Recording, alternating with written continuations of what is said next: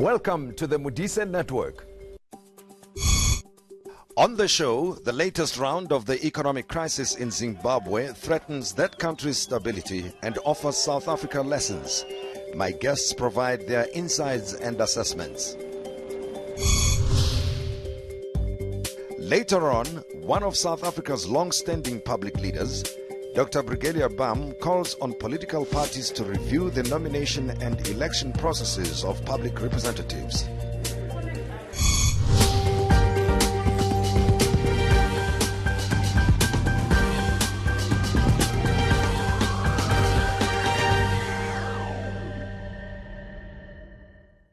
The year got off to a horrible start for Zimbabweans when the government announced a fuel increase that more than doubled the price overnight.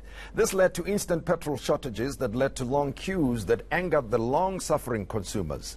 The President Emmerson Mnangagwa left his country for Russia in the middle of the chaos when different political and civil society formations called for a complete shutdown of the economy to force the government to reverse its decision. The state retaliated by unleashing the army and police, who also used force that led to deaths of an unknown number of people and arrests of dozens of activists, including the priest Evan Mwawarire. Zimbabwe has lived with a decimated economy for more than 2 decades. Mnangagwa was seen as a savior when he replaced President Mugabe, but now the country is at a standstill. To discuss these developments, I'm joined by economists Isaah Mhlanga of Alexander Forbes, Neville Mandimika of Rand Merchant Bank, and constitutional law expert Brian Kagoro. Gentlemen, good morning to you, and thanks very much for joining us to discuss these issues. And I'm inviting our viewers to also engage with us on social media and use the hashtag the Modise Network. Now, Brian, right away, just help us make sense of the current situation or political developments in Zimbabwe. So you've already referred to the fuel prices.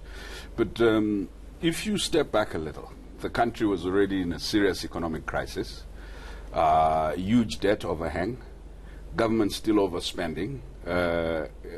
We still have a cash problem in the sense that we have a liquidity crisis in the country. People can't access cash.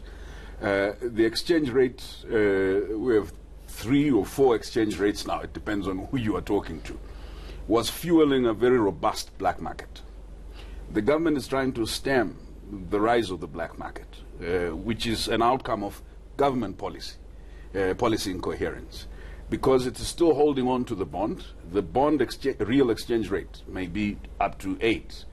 The government insists it's 1-to-1. But when you go to purchase goods, the suppliers, the retailers are not going to accept a 1-to-1 exchange. So citizens are forced to buy goods at their real value as set by the market, but the government insists on paying civil servants and everybody else based on the fictional 1-to-1 rate. So in the middle of that, when the government adds the revision of the fuel price, which is meant to deal with a concern raised by fuel suppliers, that in essence they import fuel, they import that fuel in foreign currency. And if they are forced to sell at the exchange rate that the government had insisted on, which is 1-to-1, they incur a loss. Once you make that accommodation, if you do not make an adjustment to wages, if you have no way of controlling the price index for other commodities in the market, what you will have triggered as a serious crisis. And that's what exactly happened.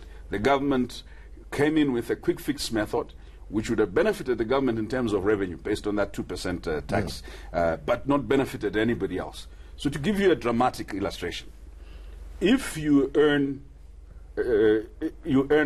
X amount, okay, and you have to spend $3.65 per liter in order to purchase fuel, that essentially means you are spending over 75% of, that's equivalent of about 45 francs. But you know, and I want to explore a bit further the different aspects of the economy. The price stability seems to be one of the key currency shortages, but the politics of it, because I think like many people here in South Africa were wondering, how could the president make this announcement, which sounds very drastic by any measure, and then hop on a plane and go off to Russia and in the face of a shutdown that was already being mooted. And of course, we've seen the images and we hear of the army, different security forces being unleashed on the people.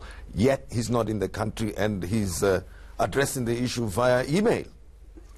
The assumption has always been within the political class, and especially the presidium, that Zimbabweans will take whatever their leaders give them. There was no anticipation that there would be the level of anger and the level of nationwide organization that you saw.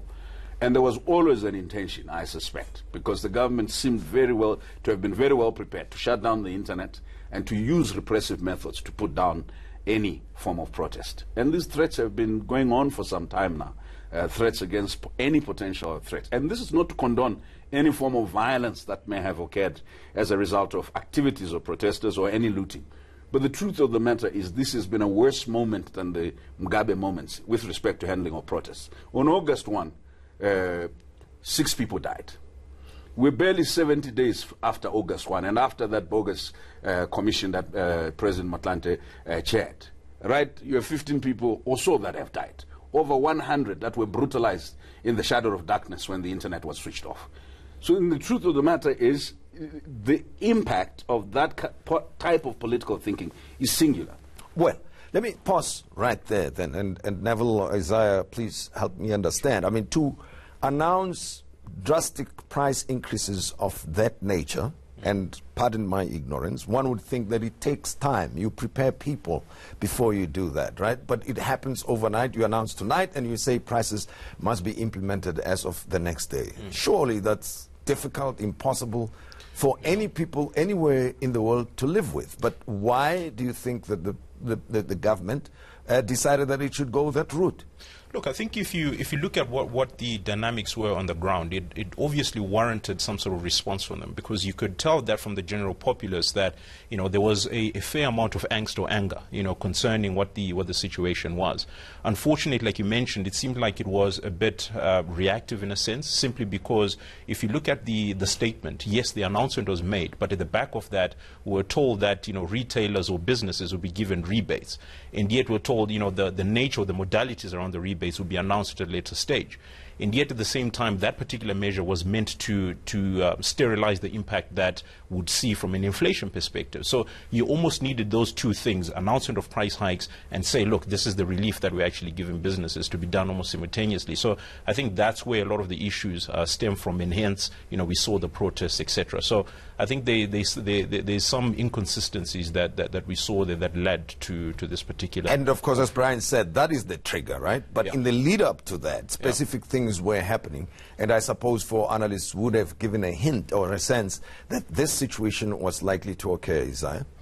Look, I think from where I'm sitting, it's a matter of the politics. If it get involved too much into the running of the economy or how markets work, it normally distorts markets, absolutely. And we see that in Zimbabwe. And I think for us, these are lessons that politics must remain within the political space and only use policies that are proven to work in order to correct market inefficiencies. But in instances where policy introduces market inefficiencies, something that is not sustainable. But it's not only in Zim. We see it in many other African countries. We see it in countries that are dysfunctional like Venezuela, where they introduce such kind of drastic measures. They never work. They normally results into the economic growth or economic environment deteriorating further. So for South Africans watching, it's really a lesson for us that we need to let market work by themselves without introducing the inefficiencies. When the former President Mugabe was replaced and Emmerson Mnangagwa came in as president, I think in the region and even Zimbabweans themselves, I suppose, felt, let's give the new president and his government a chance to correct what has not been working for some time. So, in a way, the reporters, observers, commentators took the eye off the ball for a while, I suppose, to say, let Zimbabweans get things right, but they will need time.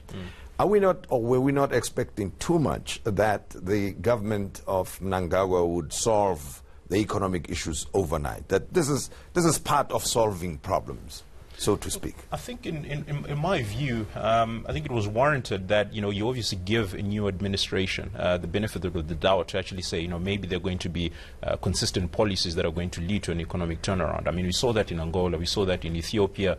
It was a theme, that was emerging across the African continent. But I think where we really fell short, though, was the initial steps. So in the case of Ethiopia, for example, new administration came in, and you could almost immediately see that, there was a shift in the mindset in terms of how economic policy was being drafted and actually implemented. In our case, I mean, one of the first things that the new minister, Professor Mthuli, came in and did was to introduce a tax on an overburdened consumer already. So immediately you almost broke that trust that the common citizen would have in terms of the administration doing the right thing.